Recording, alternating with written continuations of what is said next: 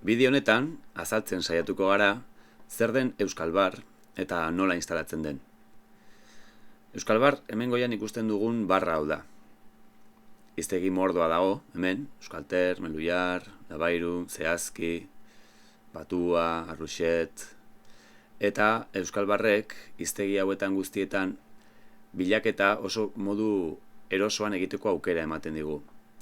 Horretarako, hemengo leiotxo honetan, idatzi behar dugu bilatu nahi dugun hitza, kasa, kasu honetan, eta hiztegian bilatu. Euskaltermek zer dakarren, hau guzti hau, Meluiarrek, beste hau guztia, Zehazkik, hau guztia. Kasu honetan, bilaketa gaztelaniatik euskarara egin dugu, baina bada beste modu batzuetan egiteko aukera ere.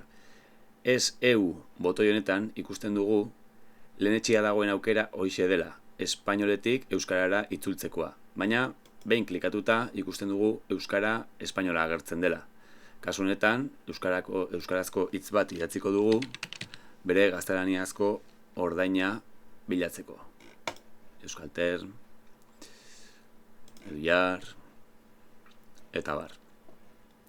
Euskara eta gaztelaniaz gain, edo beki esan gaztelaniaz gain, euskara eta frantsesa, inglesa, japoniera ere baditu. Botoi honetan, gezitxoa klikatuta, interesa zaigun aukera klikatu eta hortxe izango dugu. Beste tresna interesgarri bat Euskalbarren zera da. Guk antola dezakegu teklatuaren bidezko bilaketa nahi dugun moduan. Esate baterako nik jarria dut, berez, hitz bat sartuta, gaztelaniatik euskarara, enter sakatuta, zuzenean Zehazki hiztegia irekitzen dit. Enter sakatuta Zehazki. Baina gero, kontrol eta enter sakatzen baldin badut, Batua, Meluiar eta Euskalter agertzen zaizkit. Eta shift eta enter sakatzen baldin baditut, Batua, Euskalter, Labairu, Meluiar, Energia, eta hiztegia, Telekom, hauek agertzen zaizkit. Hau, norberak erabaki dezake nola antolatu.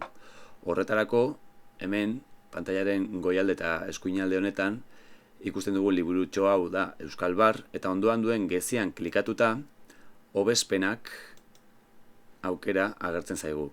Leiho hau irekiko da, eta hemen, menu honetan, kontsulta aurreratua klikatuta, hemen ditugu Enter, Shift Enter eta Control Enter teklado bidezko bilaketa antolatzeko modua. Enter, Shift Enter hemen, eta Control Enter. Hau, erabiltzaileak batean edo bestean klikatuta erabaki dezake zein hiztegi nahi duen irekitzea tekla horiek sakatzen dituenean. Eta hoxe da, Euskalbar, oso tresna erosoa eta baliagarria bilaketak modu azkarrean egiteko, hiztegi hauetan guztietan. Nola instalatu Euskalbar? Erraza da. Jakin behar dugun lehenengo gauza zera da, Euskalbar Firefoxen instalatzen den plugin bat dela. Beraz, Firefox nabigatzailea jarria behar dugu ordenagailuan. Explorerrekin ez du funtzionatzen.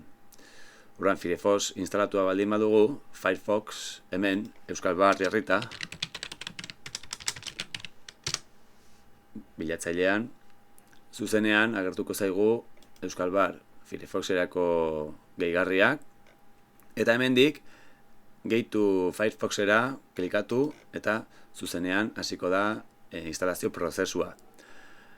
Hemen instalatu orain klikatu eta automatikoki egiten du dena. Oso erraza da. Eta holaxe.